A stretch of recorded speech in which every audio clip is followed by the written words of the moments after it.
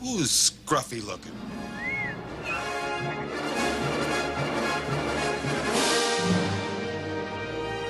What's up, everybody? Welcome back to the Talking with My Hans channel. Today we're talking about Star Wars Squadrons. In specific, we're talking about the Star Wars Squadrons story that I'm going to be reviewing and giving my thoughts on here on the channel. We'll get into multiplayer a little bit later. If you saw my last video, which was the first 4 missions of Star Wars Squadrons, I kind of teased that I was going to do some more multiplayer, maybe some live streaming, maybe some live commentaries in the future. So definitely expect that as we go along. Of course, with our regularly scheduled programs, you know, fan reviews, Talking with My Hans, Book Review Club, all that good stuff will still be coming out, but we're just going to add some Star Wars Squadrons gameplay into the mix. But if you're new here, this is your first time in the channel, make sure you hit the subscribe button, make sure you hit the like button, all that good YouTube stuff. I post a lot on this channel, and we're still up and coming, we're still growing. I want you guys to be here. I want you guys to all be one of the first people to say that they subscribe to this channel, so make sure you hit the subscribe button as soon as possible, because we do actually have a lot of stuff coming up, and like I just said, we have a lot of Star Wars Squadrons content coming up, so if you're into that kind of stuff, of course, stick around. So the Star Wars Squadrons story mode. Very interesting. Something we haven't gotten to talk about on the channel yet is a video game story mode. Actually, the last time I played a video game story mode was Star Wars Battlefront 2. That was all the way back in 2017. So it's been 3 years since I've actively played a video game. So full disclaimer, if you're looking at the gameplay in the video and going, oh my god, who'd they get to record this? It's actually me. It's me playing very sucky because I just don't know what to do with my hands. That's nothing against the game, I'm just bad. Before we get into the actual review, I promise it's coming. I want to talk about 2 of the characters that I found really captivating that I just couldn't fit into this review, but I just wanted to talk about individually. The first guy is Shen. Call me Shen. From Titan Squadron in the Empire. That guy spooked the hell out of me. Before you ask, helmet stays on, cockpit or not. I'm not gonna lie to you, the first time I talked to that guy, you know, you go up and you press X and you actually talk to them. The first time I talked to that guy, I was like, oh my god, I'm freaking out. This guy is he's got a lot of issues, man. I don't know what this guy's deal is, but I'm just so captivated by him. And Star Wars has this weird thing where even the most minor characters you can get captivated with. And Star Wars Squadron somehow capitalizes on that in the most weird way possible. The other character that really captured me was Gunny from Vanguard Squadron and her weird arm. Welcome to Vanguard Squadron. I'm Kyra Kuva. You can call me Gunny. Every time I looked at Gunny, I was like, what happened to your arm? I love what you're saying, but tell me what happened to your arm. I just want to know, why are you half protocol droid? That's super weird. Just tell me. Finally, chance to get acquainted. Like I said, the name's Gunny. Stay sharp, keep your nose clean, and move. So those are 2 characters that I absolutely loved. I have not seen a lot of people talk about those 2 characters, but they just captivated me for whatever reason. Probably because of the mystery factor. If you've been following the channel for a while, you know I love a good mystery. So those 2 characters definitely fit the bill. Okay, enough talking. Let's get right into the review.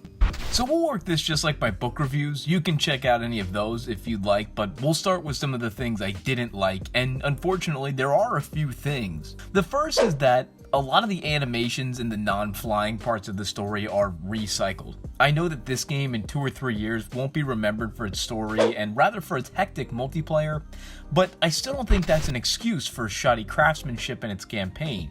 Where the actual gameplay really excels, the parts where you learn more about the characters one-on-one is really lacking. I think that video games, a lot like Star Wars media, are all about immersion, and when I'm taken out of the story for something as little as noticing the same 3 hand motions for all the characters, I have to say something. Along with the clunky animations, I thought that a lot of the time spent with the individual characters was awkward. Maybe it was the fact that I was essentially a brick wall in the conversation and that my character didn't say anything back, but I don't think that's the case.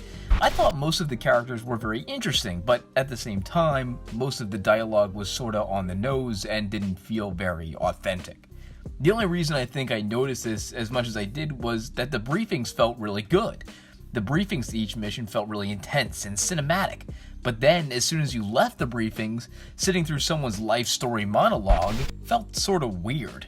However, There was a really diverse cast of characters on both sides. Both the Rebels and, surprisingly, the Imperials had people of all colors and creeds in their squadrons. Personally, that doesn't mean a whole lot to me, but I know a lot of people were thrilled with the addition of Keo Venzi, the first official non-binary Star Wars character, along with Varko Gray, who is one of the few canonically gay Star Wars characters. Really cool to see that sort of representation on screen in a blockbuster video game. I don't usually like playing as the bad guys in story modes, but in Star Wars Squadrons, there was something oddly satisfying about playing as the Imperials.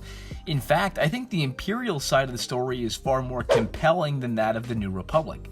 I've always loved the idea of the Empire on the run. The sense of desperation is a neat twist of fate on the classic Star Wars story. Instead of the Rebels constantly running for their life, we're put in the boots of Imperials having to fight a war they aren't used to fighting. Captain Carol is a fascinating character because she's calculating and level-headed, but still, under her facade you can sense a bit of weariness and maybe a hint of doubt. I think all that makes their side of the campaign very interesting. I was also pleasantly surprised with the length of this story. I was under the impression that Squadrons was not supposed to be more than an hour or so. I think I even said that in a previous video. I end up playing the story for 3+ hours. Some of the missions are pretty challenging, especially the ones where you have to face the larger capital ships and keep you playing them over and over. Each mission has medals that you win after the conclusion of the level and keeps the story replayable over time. The higher difficulties are very hard and make you rethink your strategy each time you play them. I like that with Star Wars Squadrons, the developers went with a time period post-Endor. They could have very easily set the story at the height of the Galactic Civil War, post-Hoth maybe, when the Rebels were on the run. Or maybe they could have even worked this game in with Battlefront Twilight Company and followed the sieges on the Mid-Rim.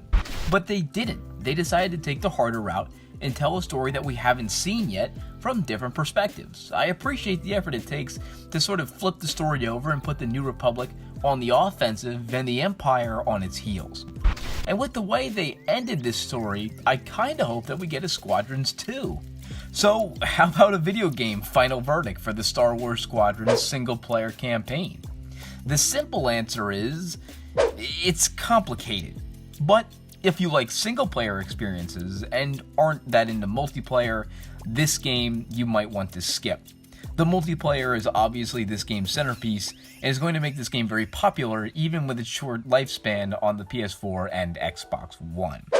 However, where it gets complicated is that this game is only $40 compared to the usual $60 for a game developed by a AAA company. So in that sense, you could say that even though the story might be subpar, because of the price point, it's worth it. I think either answer is correct. So this is the first and probably last review that I'll say the choice is completely yours. And until next time, I'll see you guys later.